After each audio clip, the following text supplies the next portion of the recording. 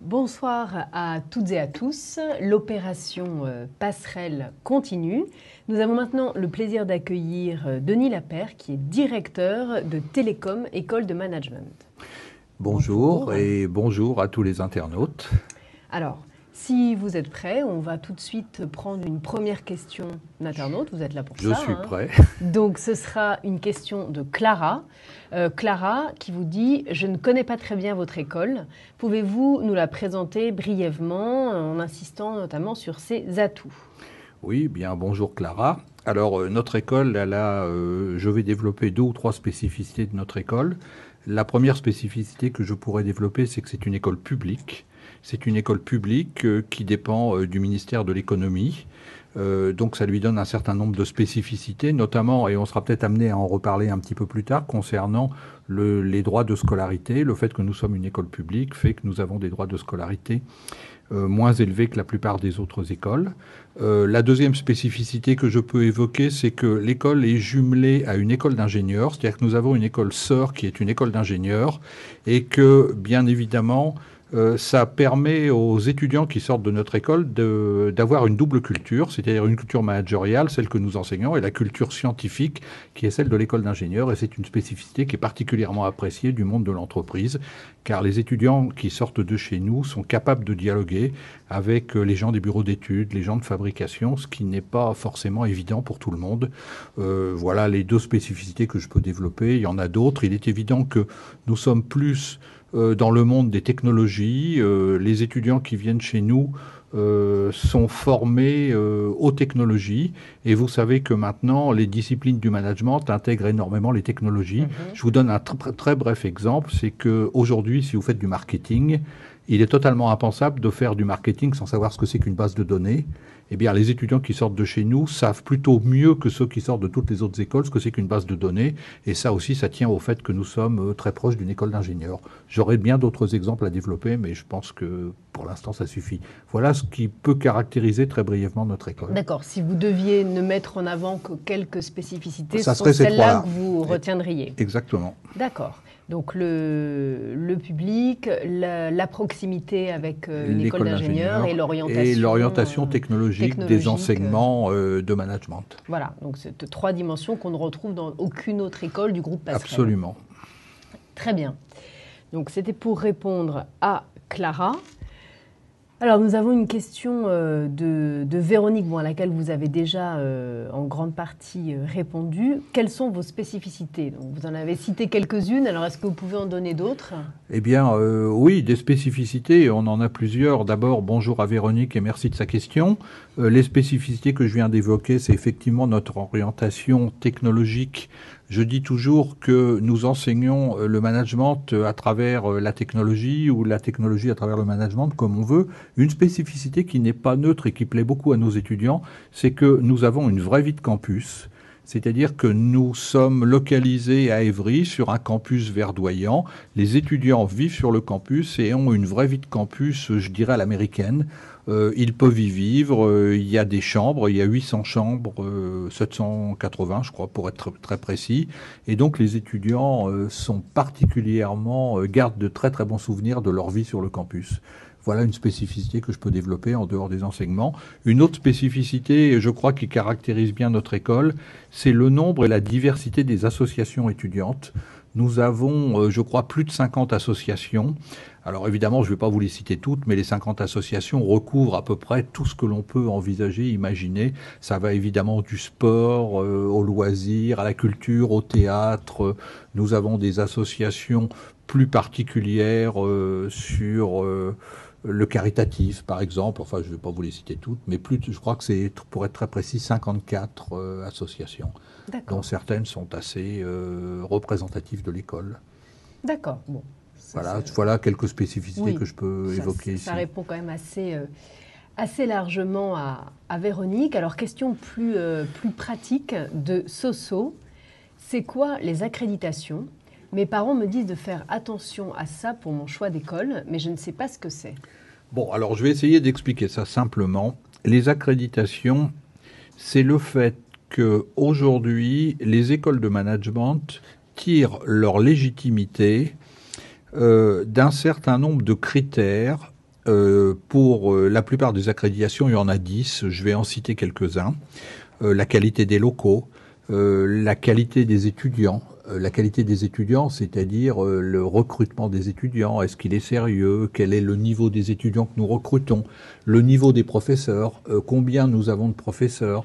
Quel est le niveau de leur diplôme? Le nombre d'intervenants extérieurs, la qualité de la recherche, est-ce qu'on fait beaucoup de recherches, sur quel sujet, dans quels journaux publions-nous, la qualité du réseau d'anciens. On sait maintenant que dans les écoles, le succès dépend aussi de la qualité du réseau d'anciens. Bref, il y a 10 critères.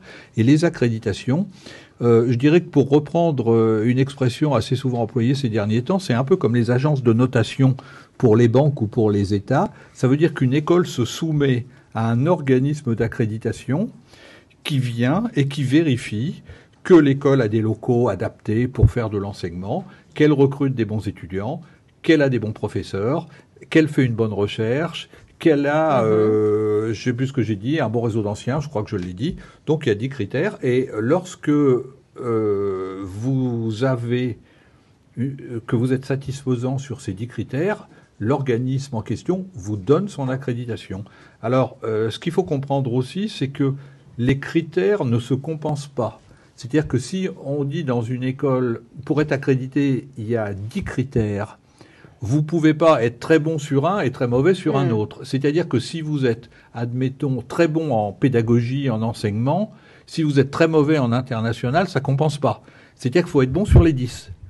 Et évidemment, c'est quelque chose qui garantit aux étudiants, quand ils vont dans une école accréditée, qu'ils vont aller dans une bonne école qui répond à minima à tous les standards que l'on demande à une école de management. D'accord, donc quelque part, les parents de Soso ont raison de lui dire de faire attention aux accréditations. Oui, il faut faire attention aux accréditations, c'est bien évident. Mais je vais quand même nuancer le discours en disant que quand on va dans une école accréditée, c'est à coup sûr une école qui a passé les examens et qui est une bonne école. Mais je dirais, à l'instar, il y a des écoles qui ne sont pas accréditées pour un certain nombre de raisons, qui ne sont pas pour autant des mauvaises écoles. Je vous donne un exemple extrêmement précis. Il faut, pour être accrédité, avoir un corps professoral d'une certaine taille. Peut-être 50 enseignants-chercheurs. Moi, je connais des écoles qui ont 25 enseignants-chercheurs, et qui sont des bonnes écoles, mais qui ne répondent pas aux critères que demandent les accréditations, puisqu'on demande un corps professoral peut-être plus important qu'une école qui en aurait 25. Mais elles ont peut-être moins d'étudiants aussi. Mais elles ont moins d'étudiants aussi. Le ratio professeur-étudiant est peut-être équivalent. Disons que quand on va dans une école accréditée, ça veut dire que c'est une école qui s'est soumise à la validation d'un organisme extérieur qui atteste que l'école est une bonne école. Voilà. Et qui a examiné en gros 10 aspects particuliers de l'école, ceux que je viens de citer, plus quelques autres que je ne vous ai pas cités. J'ai dû en citer 6 ou 7. Il y en a en général une dizaine. Donc c'est un gage de qualité, mais ça ne veut pas dire que les écoles qui ne l'ont pas sont indignes d'intérêt pour autant. C'est tout à fait ça. D'accord, donc que Soso en tienne compte dans son choix, mais qu'elle ne s'arrête pas à ça non plus. Exactement. Parfait. Alors une nouvelle question maintenant de Sophie, enfin plus exactement 2 questions. Donc Télécom École de Management a intégré cette année l'Institut Mines Télécom. Mines Télécom. Mines, c'est les écoles des mines. Oui, tout simplement. Je ne sais pas pourquoi j'étais partie dans le Minnesota ou quelque chose. Voilà. Non, c'est pas grave. Qu'est-ce que cela apportera à l'école? Et pensez-vous que l'école va encore monter dans les classements maintenant qu'elle est accréditée AACSB? Voilà. Alors, je voudrais peut-être préciser que l'école n'a pas intégré l'Institut Mines Télécom. Pour faire un tout petit peu d'histoire et être bref, l'école dépend de, antérieurement, l'Institut Télécom. L'Institut Télécom, il y avait 4 écoles, 3 écoles d'ingénieurs, une école de management, la nôtre. Et il y a eu très récemment, non pas une fusion, mais un rattachement, c'est un petit peu subtil, un rattachement des écoles des mines, qui sont 6, les mines de Paris, les mines de Douai, les mines de Nantes, les mines de Douai, les mines d'Alès, et naturellement, j'en oublie toujours une, les mines de Saint-Étienne, voilà. Et donc, les écoles des mines ont été rattachées à l'Institut. Et évidemment, comme ils ont été rattachés, on ne pouvait plus l'appeler uniquement Institut Télécom, on l'appelle Institut Mines Télécom. Ça veut dire que dans cet institut, il y a maintenant 10 écoles. 9 écoles d'ingénieurs et une école de management. Donc ça veut dire que l'école de management se positionne comme l'école de management du groupe des écoles des mines. Pour vous donner une idée, je crois que le groupe maintenant forme à peu près 10% des ingénieurs en France. Et évidemment, cette personne qui pose la question ne le sait peut-être pas. La plupart des ingénieurs, les étudiants qui ont un diplôme d'ingénieur, il y en a 30% qui démarrent leur activité professionnelle dans des activités de management. Et au bout de 3 ans, il y en a 50 qui sont dans des activités de management. Ça veut dire que dans toutes les écoles d'ingénieurs, on y enseigne la gestion de projet, la gestion de production, les ressources humaines, etc. Eh bien, c'est une tâche qui est dévolue à l'école de management de l'Institut Télécom. Et nous avons d'ailleurs un certain nombre de doubles diplômes avec les écoles d'ingénieurs du groupe Mines Télécom. Ça veut dire qu'un élève ingénieur, par exemple des mines de Douai au hasard, peut faire 2 ans dans son école d'ingénieur, venir 2 ans dans notre école, et au bout du compte, évidemment, s'il réussit ses examens, il aura 2 diplômes, le diplôme d'ingénieur de son école d'origine et le diplôme de management de notre école. Alors, la deuxième question, je crois, concernait les classements. Exactement. Pensez-vous que l'école va encore monter dans les classements maintenant qu'elle est accréditée AACSB? Eh ben, je suis pas capable de répondre à cette question parce que c'est pas moi qui fais les classements, mais j'y compte bien. Objectivement, le fait d'appartenir à l'Institut Mines Télécom et le fait d'avoir cette accréditation apporte à l'école des avantages supplémentaires. En toute logique, ça devrait lui permettre de gagner quelques places dans les classements, oui, bien sûr. Oui, ce serait légitime. Ça serait légitime. Alors maintenant, il faut peut-être faire une toute petite parenthèse concernant les classements, qui certes sont importants et les étudiants les regardent avec beaucoup d'attention et ils ont bien raison. Les classements se basent sur un certain nombre de critères.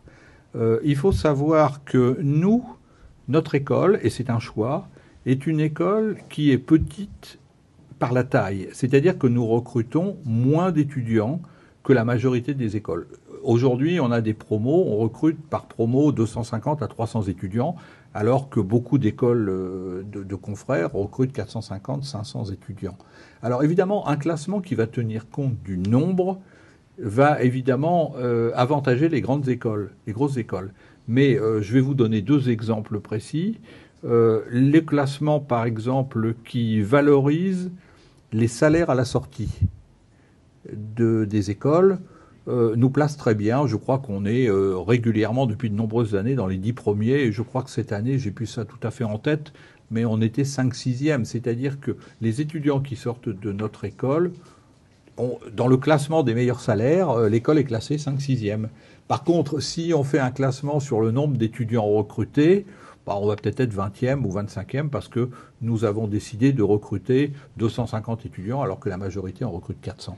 Voilà, donc c'est la précision que je voulais apporter, mais oui, les éléments qu'on vient d'évoquer vont certainement nous amener à monter dans les classements, oui, je l'espère en tout cas. D'accord, alors justement on parle classement, donc on va continuer sur cette thématique avec Thomas. Qui voudrait connaître vos projets et vos ambitions pour les années à venir et qui vous dit que notamment il a entendu dire que parmi les objectifs de votre école, il y avait de figurer parmi les 30 meilleures business schools européennes. Est-ce que c'est vrai? Thomas est bien informé et Thomas a parfaitement raison, oui tout à fait. On a décrété que... aujourd'hui je vais faire une parenthèse. Dans la question de la personne précédente, on a parlé des classements français. Bon, c'est légitime. Les revues, l'étudiant, l'Express, Challenge, etc. font des classements des écoles françaises. Moi, je dirais qu'aujourd'hui, le débat, il n'est plus sur la France. On l'a vu récemment dans d'autres débats. Le champ d'activité, c'est l'Europe. C'est l'Europe. Les étudiants de chez nous vont tous en stage, vont faire une période à l'étranger. C'est-à-dire qu'aujourd'hui, moi, je me positionne plus sur un classement européen où je vais pouvoir comparer notre école à des écoles anglaises, à des écoles allemandes, à des écoles espagnoles, à des écoles hollandaises et bien d'autres écoles. Alors, si vous voulez, je pense qu'en Europe, je ne sais pas exactement combien il y a d'écoles, mais il y en a certainement plus de 150, probablement aux environs de 200 écoles dans l'Europe. Encore faudrait-il définir quels sont les pays, mais prenons l'Europe des 27. Je pense qu'on doit être aux alentours de 250 écoles, on va dire, qui comptent, celles qui sont accréditées ou potentiellement capables d'obtenir des accréditations. Bon, il est vrai que nous, notre ambition, c'est d'être peut-être dans les 20% de meilleures écoles. Oui, c'est tout à fait vrai, je confirme. Et les projections qu'on a fait nous montrent que c'est, je ne vais pas dire facilement atteignable, mais il faut bien se fixer des objectifs ambitieux. Et j'espère bien que dans les 3-4 ans qui viennent, on nous comptera régulièrement dans ces écoles-là. Et on aura une manière de le vérifier très rapide, c'est le classement du Financial Times, puisque je crois que le Financial Times est le seul journal qui fait un classement des écoles européennes. Alors, notre accréditation en particulier nous ouvre le droit de rentrer dans ce classement. On va bien voir. On va bien voir, pour la première fois on va y rentrer, on va bien voir à quel niveau on se situe, et ça nous donnera quel peut être le niveau de nos ambitions pour rentrer effectivement dans le top 30 des écoles, on va dire dans les 3-4 ans qui viennent. Alors là, il y a un internaute qui rebondit sur ce que vous avez dit, sur votre phrase « Nous sommes bien placés dans les classements sur les salaires en sortie d'école, nous sommes 5/6e ». Oui. Donc justement, c'est quoi le salaire en sortie d'école? C'est une question de Chris. Alors le salaire en sortie d'école, je vais me tourner vers Tristan qui doit le savoir, mais je crois que c'est 37 500 euros. Voilà, le salaire moyen en sortie d'école, aujourd'hui, 37 500 euros. Et ça vous situe dans une ça nous fourchette situe, haute, basse, ça moyenne, nous situe globalement, je crois que les meilleures écoles en niveau sortie, ça vous étonnera pas, ça doit être HEC, l'ESSEC, etc., qui doivent être aux alentours de 40 000 euros. Mais il y a des revues et des classements qui le montrent très bien. Donc, je crois qu'il y a 4 écoles qui doivent être devant nous. Il y a évidemment les 3 parisiennes que l'on connaît bien. Il doit y avoir sans doute l'EM Lyon et l'EDEC. Oui. Et on est au même niveau. Alors évidemment, peut-être que celle qui est devant nous est à 37 600 et nous, on est à 37 500. Bon, voilà, c'est pas une différence énorme. Ça fait pas une différence énorme. Non. Et je peux ajouter, pour cet internaute qui vient de poser cette question, le salaire moyen après 3 ans d'activité professionnelle est de l'ordre de 50 000 euros. Voilà, de l'ordre de 50 000 euros. Donc une grosse progression. Une grosse progression sur les 2-3 premières années, oui, bien sûr. Oui. Salaire d'embauche aux environs, à 37 500, c'est la moyenne, et un niveau de 50 000 euros au bout de 3 ans, ce qui positionne l'école effectivement à un très très bon niveau de sortie, de salaire de sortie, pardon. Alors, Karl, maintenant, question beaucoup plus terre à terre, stresse beaucoup sur l'épreuve orale. Donc, il se demande comment ça va se passer, comment se préparer et notamment comment s'habiller. Ah, c'est toujours cette question qui revient. Alors, je vais dire à Karl, non pas de pas stresser, parce que c'est totalement idiot de dire à quelqu'un tu stresses, donc arrête de stresser. Ça sert strictement à rien. Mais je vais lui donner quand même un certain nombre d'éléments. À l'école, lorsqu'il y a les entretiens oraux, je donne des consignes très strictes aux gens qui font passer les oraux. C'est que nous ne sommes pas là pour déstabiliser les étudiants, nous ne sommes pas là pour démolir les étudiantes et nous ne tirons pas une satisfaction particulière des jeunes filles, voire des jeunes gens qui ressortent en pleurant. C'est vraiment pas la manière dont on procède. Ce que je dis toujours, la meilleure manière de se présenter à un entretien oral, c'est d'être soi-même. Nous ne jugeons pas forcément du niveau de culture d'un étudiant, encore que ça nous importe. Nous, ce qui nous intéresse, c'est des vraies personnalités. On veut des étudiants authentiques, des étudiants qui ont des idées et qui les émettent, leurs idées. Je dis toujours, quand je fais des entretiens et quand j'accueille des étudiants qui viennent passer les oraux, je cite la phrase, je crois que c'est de Voltaire, en disant « Même si je ne suis pas d'accord avec vos idées, je les combattrai, mais je me ferai tuer pour que vous puissiez les exprimer. » C'est-à-dire que à notre école, dans notre école, et je pense dans la majorité des écoles aussi c'est la même chose, on ne condamnera jamais quelqu'un pour les idées qu'il va émettre dans un entretien. Bon, moi personnellement, je peux avoir des idées totalement différentes de ce que pense l'étudiant, mais en général, il ne le saura pas. Par contre, un étudiant, j'appelle ça aussi les robinets d'eau tiède. C'est-à-dire un étudiant à qui on pose des questions et qui nous sort des réponses standards visiblement apprises lors d'entretiens à répétition, dans des entraînements, etc., ça ne nous intéresse pas. Nous voulons des vraies personnalités, des gens qui s'expriment, des gens qui émettent des idées. Voilà. Ça, c'est le premier point. Donc, si ça peut aider notre ami Karl à se déstresser, La seule chose que je lui dirais, c'est d'être lui-même.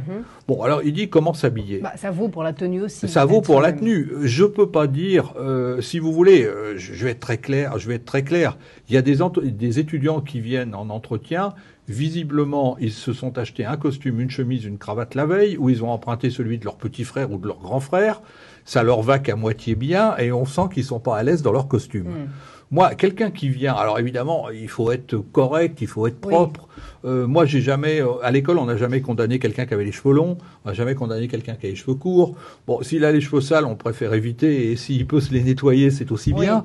Mais quelqu'un qui vient en chemise ouverte, en pull, avec un pantalon, il n'y a aucun problème. On s'habille comme on a envie, selon sa personnalité.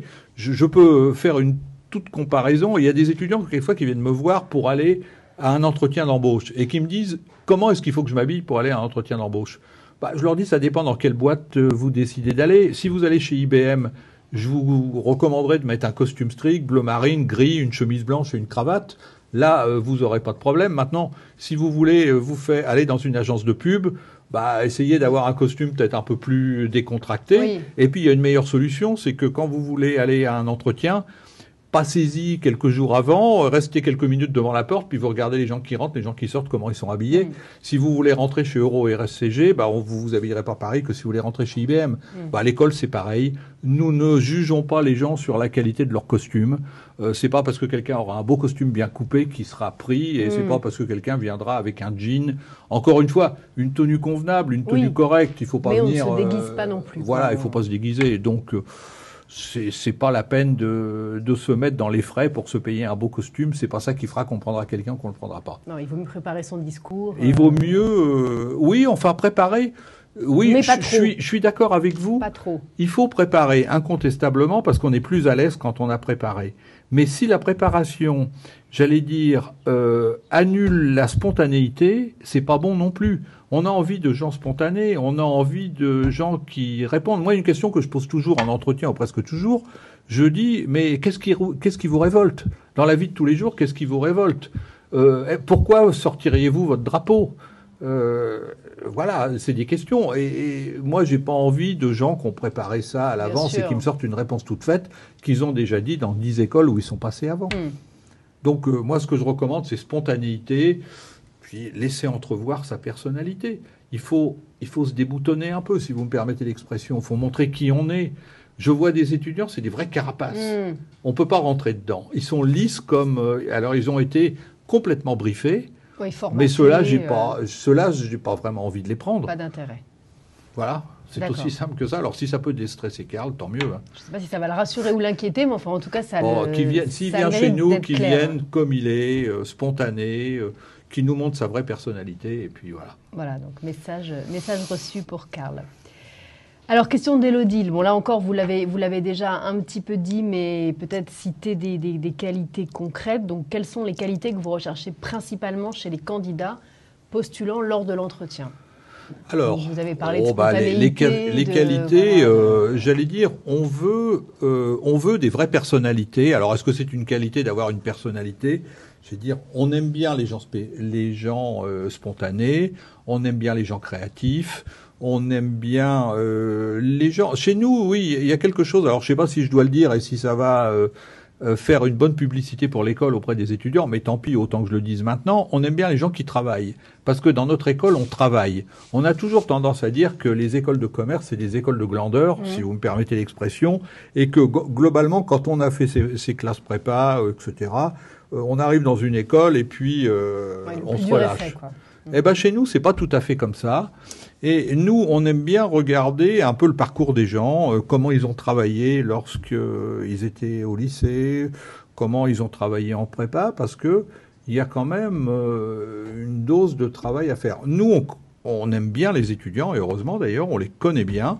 On reconnaît tout à fait le fait qu'il faut qu'ils se développent, qu'ils s'amusent, qui participent à la vie, qu'ils vivent. D'ailleurs, leur passage à l'école, souvent, ils me disent que ça fait partie de leurs meilleures années, des meilleures années de leur vie.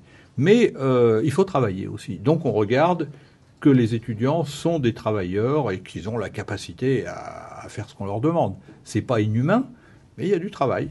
Donc, voilà les qualités que l'on souhaite. Je l'ai dit très rapidement, spontanéité, créativité, des personnalités. On aime bien des personnalités. Je dis toujours, je préfère, pas trop quand même, mais je préfère des emmerdeurs qui ont des vraies personnalités plutôt que des godillots sans odeur, sans saveur. Et voilà, on peut le dire comme ça. On peut le dire comme ça. Alors, question maintenant de Books 91. Quelle est la barre d'admissibilité de votre école ? Alors, Books 91, quelle est la barre d'admissibilité de notre école ? La barre d'admissibilité, elle change tous les ans. Ce que je peux vous dire, c'est que l'année dernière, pour la rentrée 2011, elle était de 12 ou 12,5. Je me souviens plus, Tristan, c'était ça, hein, 12,5. C'était la barre de l'année dernière, mais encore une fois, d'une année sur l'autre, ça change parce que les épreuves sont d'une difficulté comparable, mais pas tout à fait exact. Les étudiants réussissent plutôt bien, plutôt moins bien, d'une année sur l'autre. On peut réussir, la moyenne de l'ensemble des étudiants sur une épreuve peut être différente. Donc ça veut dire que la barre d'admissibilité des écoles peut être sensiblement différente. Elle était de 12,5 l'année dernière. Je ne peux pas vous dire, parce qu'aujourd'hui, on ne le sait pas. On ne sait pas d'ailleurs, tant que les candidats qui ont passé l'écrit et qui sont admissibles à l'écrit, enfin après l'écrit aux oraux, on ne peut pas dire quelle sera la barre. Mais j'imagine qu'elle devrait être dans les mêmes eaux, aux alentours de 12, 12,5. Pas changer. Il n'y a pas de raison qu'on la mette à 14. Il n'y a pas de raison objectivement qu'on la mette à 14 ou qu'on la descende à 8. Hein. À 8, on ne le fera pas parce que encore une fois, on a une bonne sélectivité à l'école. Bon, c'est pas inhumain, mais on a une bonne sélectivité. C'est ce qui nous garantit de bons étudiants, qui nous garantissent de bons anciens avec de bons salaires, etc. Donc ça sera aux alentours de 12. Toujours aux alentours de 12, 12,5, mais je ne peux pas en dire toujours plus dans pour ces l'instant. eaux-là, quoi. Alors, question toujours de Books 91. Avez-vous un Master 2 spécialisé dans l'entrepreneuriat et avez-vous un incubateur ? Alors la réponse aux deux questions pour Books 91 est oui et oui. D'accord. C'est-à-dire que nous avons, je vais dire, une filière de formation, management de l'innovation, entrepreneuriat, création d'entreprise. Vous comprenez bien, la Books 91 comprend bien la progressivité, management de l'innovation, entrepreneuriat, création d'entreprise. Et pourquoi nous avons création d'entreprise ? Parce que précisément nous avons un incubateur qui d'ailleurs est commun aux deux écoles. Je parlais au début de ce chat de l'école d'ingénieurs qui est sur le même campus que nous. L'incubateur est accessible aux étudiants des deux écoles. Et dans cet incubateur, il y a en moyenne, je crois, toujours 20 à 25 entreprises qui sont incubées. Et je ne crois pas dire une bêtise en disant que depuis que l'incubateur existe, nous avons créé à peu près 600 emplois. C'est-à-dire qu'il y a 600 entreprises qui se sont créées et puis qui ont progressé. Alors certaines ont 2 salariés, d'autres en ont 10, 20, 50, je ne sais pas exactement. Enfin, en tout cas, l'incubateur a créé 600 emplois et il y a toujours 20 à 25 entreprises en permanence dans l'incubateur. D'accord. Voilà. Alors, question de Chris. Proposez-vous un cursus uniquement en anglais ? Absolument. La réponse est oui. Voilà. Je ne sais pas si je dois développer, mais oui. Si vous voulez, mais en même temps, c'est pas forcément nécessaire. Non, j'ai rien de plus à dire. Oui, on propose un cursus en anglais. Qui n'est pas obligatoire. On peut, qui n'est pas obligatoire. On veut choisir. C'est un cursus qui est accessible aux étudiants français qui ont un niveau d'anglais suffisant pour suivre et qui est accessible aussi à des étudiants étrangers qui ne parlent pas nécessairement le français, mais qui parlent bien l'anglais. D'accord. Voilà, et je crois qu'on doit avoir entre 60 et 80 étudiants dans cette filière.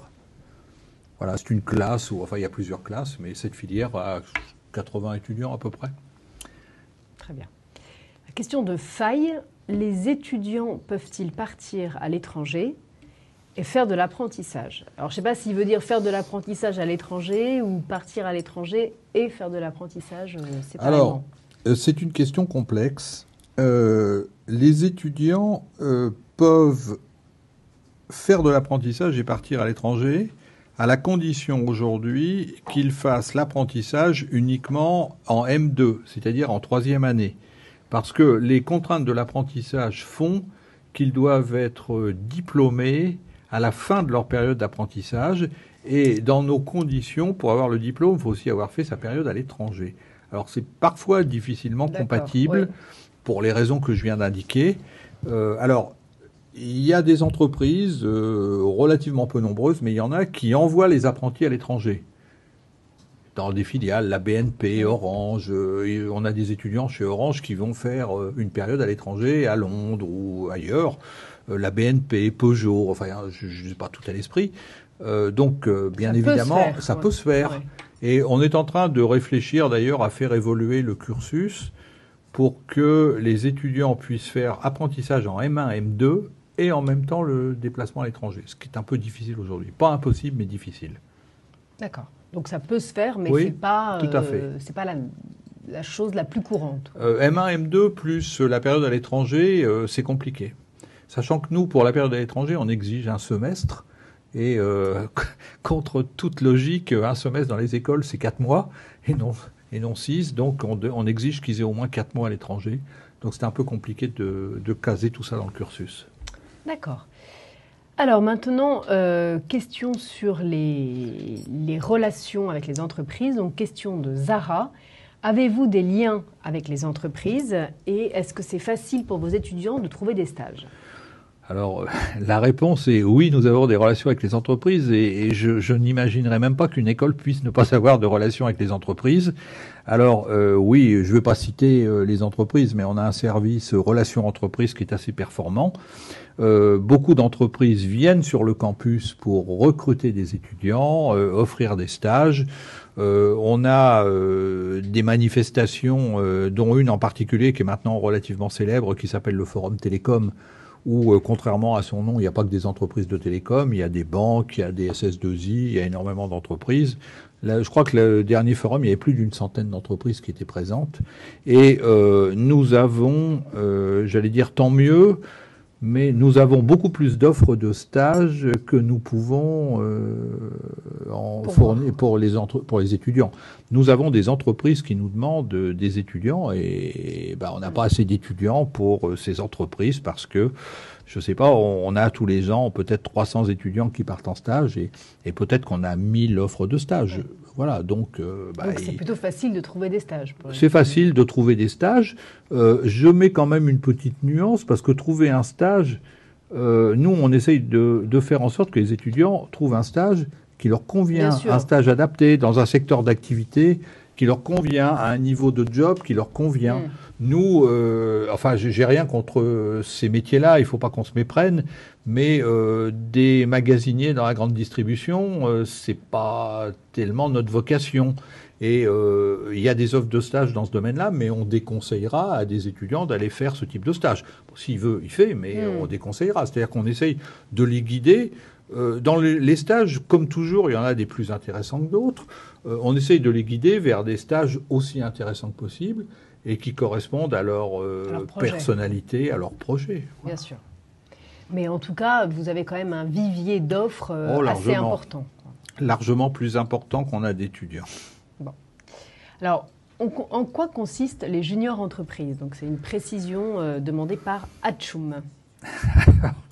Une junior entreprise, c'est, j'allais dire, c'est une association d'étudiants. Tout à l'heure, je faisais allusion au fait qu'on avait un peu plus de 50 associations.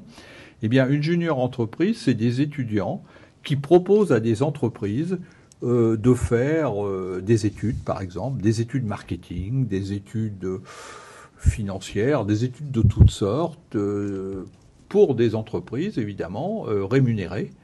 Et donc c'est une petite entreprise, mais qui est composée d'étudiants de l'école, tout simplement, et qui proposent leurs prestations à des entreprises, et qui effectuent leurs prestations et sont rémunérés. Voilà, c'est tout simplement ça. C'est le même principe dans toutes les écoles, hein. C'est pas quelque chose qui vous est propre. Oui, c'est le même principe. Je crois qu'à peu près toutes les écoles fonctionnent toutes à peu près de la même manière. Oui, peut-être y a-t-il des écoles qui n'ont pas de junior entreprise, mais je crois que la plupart en ont. Et celles qui en ont, elles ont. Enfin, voilà, c'est toujours à peu près la même chose. C'est toujours la même manière de fonctionner. Oui, tout à fait. Tout à fait. Combien coûte la scolarité et peut-on faire un prêt étudiant ? Question de Bino. Alors, la scolarité coûte 5 000 € par an. Donc, pour la totalité de la scolarité, à supposer que l'étudiant en question fasse ses études en 3 ans, ça lui coûtera 15 000 €. Et peut-on faire des prêts? Oui, bien sûr, on peut faire des prêts, sachant que... Vous avez des accords avec des Ah oui, banques? on a des accords extrêmement avantageux, extrêmement précis, avec plusieurs banques de la place que je ne vais pas citer parce que j'ai pas de raison de faire plus de publicité à l'une qu'à l'autre, mais que l'on pense que les 3-4 grandes banques de la place ont évidemment des accords avec nous et sont évidemment extrêmement intéressées par nos étudiants. Et le jour de la rentrée, les banques sont présentes sur le campus et proposent leurs services à nos étudiants. Et on a des accords financiers avec les banques qui sont extrêmement intéressants. D'accord. Alors, une question qui concerne toujours les frais de scolarité. Donc, question d'Édouard. Vous évoquiez les frais de scolarité de l'école lorsque vous l'avez présenté. Ne pensez-vous pas que votre politique d'augmentation de ces frais, qui sont passés de 1 000 € environ il y a 5 ans à plus de 5 000 € aujourd'hui, ne repousse les étudiants d'origine suffisamment peu aisée pour profiter de bourses, tout en étant d'origine suffisamment modeste pour être gênés par ces frais? Alors, bon, évidemment, vous vous doutez que c'est une question qu'on me pose souvent. Oui. La réponse, elle est extrêmement simple. Quand c'est vrai qu'on est passé de 1 000 € à pas plus de 5 000, mais à 5 000, pas plus. 5 000, et c'est vrai qu'on a multiplié les frais de scolarité par 5 en 5 ans, mais on a fait un palier à 2 500, on a fait 1 000 à 2 500, et là on va passer de 2 500 à 5 000. Quand on est passé de 1 000 à 2 500, je peux vous dire que à peu près tous les gens qui étaient autour de moi m'avaient promis des grèves, des manifestations sous mon bureau, des révoltes d'étudiants. Alors, il est toujours possible qu'elles se produisent, je veux pas, mais pour l'instant, je les ai pas encore vues. Et pire que ça, quand on est passé de 1000 à 2500, le nombre de candidats a été multiplié par, on a eu 25% de candidats en plus. Donc, c'est-à-dire que je pense que, d'une part, quand vous êtes pas cher, dans le monde des écoles de commerce, on pense que c'est pas de la bonne qualité. Alors, je dis pas il y a certaines écoles aujourd'hui qui approchent les 15 000 €. Nous sommes quand même côtières. Et je rappelle à ce jeune homme que nous sommes toujours l'école la moins chère de toutes les écoles, à 5 000 €. Et que... Ça tourne plutôt autour de 7-8 000 € l'année, c'est oui, ça? la moyenne, c'est aux alentours de 9 000. La moyenne de toutes les écoles, c'est aux alentours de 9 000. Donc, on est à un tout petit peu plus de la moitié de la moyenne. Et il y a un élément qui est extrêmement important que je voudrais dire à ce jeune homme. On est parfaitement conscient que ça peut poser des problèmes à des étudiants ou à des familles qui sont peu aisées. C'est ce qui fait que nous avons, pour les boursiers, une exonération des droits de scolarité. Ça veut dire que nous sommes la seule école avec HEC, nous sommes la seule école à proposer une scolarité gratuite, je dis bien gratuite, à tous ceux qui ont le droit aux bourses. Les bourses étant les paliers des bourses Crous, que tout le monde connaît, que je ne vais pas citer ici d'abord parce que je les ai plus en tête. C'est-à-dire qu'un étudiant qui n'a pas suffisamment d'argent et dont la situation financière est difficile peut venir étudier chez nous. Il ne paiera rien du tout et en plus il touchera des bourses. Et je rappelle, je dis pour cet étudiant, que la moyenne des bourses que l'on délivre est de 2 500 € par an. Alors 2 500 €, on peut dire c'est pas beaucoup. Mais bon, j'allais dire, on a aussi des budgets qui sont relativement limités. Oui. Et d'ailleurs, les étudiants s'y trompent pas. Les étudiants s'y trompent pas parce que aujourd'hui, nous avons à peu près 50% de boursiers à l'école. Alors, je vous dis franchement, je pense qu'au niveau de l'ouverture sociale, on est incontestablement l'école qui offre le plus de possibilités. Alors, je dirais qu'en tant que directeur, je ne vais pas vous cacher que c'est une de mes fiertés de pouvoir permettre à des étudiants de faire des études dans une bonne école avec un bon salaire, dans une bonne entreprise et à la fin de leurs études et qui leur coûte pas trop cher. Mais il faut bien que l'on comprenne aussi que l'école ne peut pas fonctionner totalement gratuitement, qu'il lui faut des budgets et c'est la raison pour laquelle on a passé les frais de scolarité à 5 000 €. Et ce que je dis aussi, on en a parlé tout à l'heure, pour les étudiants boursiers, qu'on me pardonne de ce que je vais dire, c'est pas tout à fait ma pensée. Les étudiants boursiers, je vais dire, il n'y a pas de problème. Bien sûr qu'ils ont des problèmes, et je les connais bien, leurs problèmes. Mais ils ont la solution. Oui. Ceux qui sont les plus embêtés, c'est ceux qui ne sont pas assez pauvres. À la bourse, voilà, je le dis cyniquement, ceux qui ne sont pas assez pauvres pour avoir une bourse, mais qui ne sont pas riches. Il y a aussi des solutions de type apprentissage. Des solutions de type apprentissage. Et aujourd'hui, je le disais tout à l'heure, on a beaucoup plus d'offres d'apprentissage qu'on a d'étudiants qui veulent faire l'apprentissage. Et tout le monde reconnaît que la solution apprentissage est une excellente solution qui allie à la fois les études académiques et la pratique en entreprise. Et vous avez des étudiants qui vont toucher, je crois que c'est entre 700 et 1000 euros par an. L'entreprise va payer leurs droits de scolarité. C'est des gens qui vont faire des études de bonne qualité dans des conditions qui sont personnellement excellentes. Bien sûr. À la fin de leur cursus, ces étudiants-là sont extrêmement appréciés du monde de l'entreprise et je peux vous dire qu'ils sont largement chassés par le monde de l'entreprise parce qu'un étudiant qui a fait de l'apprentissage, il a déjà montré un certain nombre de qualités. Et il y a aussi la solution des prêts dont on parlait. Et puis il y a la solution des prêts à remboursement différé.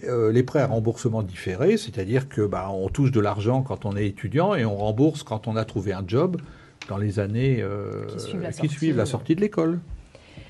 Alors, une question d'Alexandre. L'année de césure est-elle possible? Et pourquoi n'y a-t-il que 45 places pour les passerelles 2? Alors, l'année de césure est évidemment possible. Et si ma mémoire est bonne, je pense qu'on a à peu près 60% de nos étudiants qui font l'année de césure. Donc oui, elle est possible. Et pourquoi il n'y a que 45 places? Je vous l'ai dit, parce qu'on a fait le choix d'être une petite école. Nous ne sommes pas intéressés d'avoir 400 ou 500 ou 600 étudiants, et même plus pour certaines écoles, où certains font connaissance le jour de la remise des diplômes. Mmh. En ayant maximum 300 étudiants par promo, ça nous permet de mieux les suivre. Le directeur de la formation, il connaît tous les étudiants. Il les connaît tous, et je crois qu'il les appelle tous par leur prénom, ou pratiquement tous, par leur prénom. Quand un étudiant demande un rendez-vous au directeur de la formation, il l'a tout de suite. Oui, il n'a pas besoin d'attendre 3 mois pour avoir un rendez-vous. Et puis, il y a une raison tout à fait matérielle, c'est que nous n'avons des locaux qui ne permettraient pas une capacité supérieure. C'est-à-dire qu'on peut traiter de manière convenable nos 300 étudiants. Si on en avait 500, on ne saurait pas où les asseoir. Voilà. C'est aussi bête que ça. Vous préférez garder une taille humaine et des conditions de travail décentes. On préfère garder une taille humaine. Nous ne sommes pas dans la course au gigantisme. Voilà, on va dire comme ça. Très bien.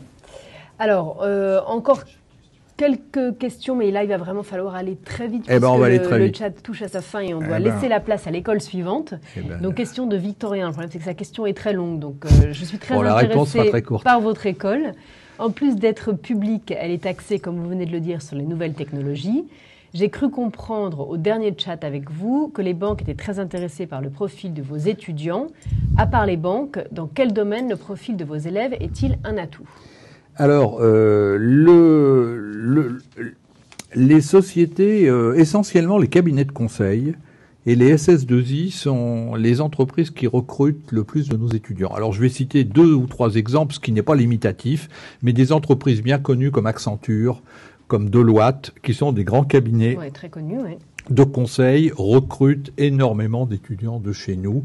Et je crois pouvoir dire, je suis pas absolument certain, mais pratiquement certain, que chez Accenture, la population la plus nombreuse, c'est des anciens de notre école. C'est-à-dire que les plus nombreux parmi les employés d'Accenture sont des étudiants de Télécom École de Management, enfin des anciens étudiants.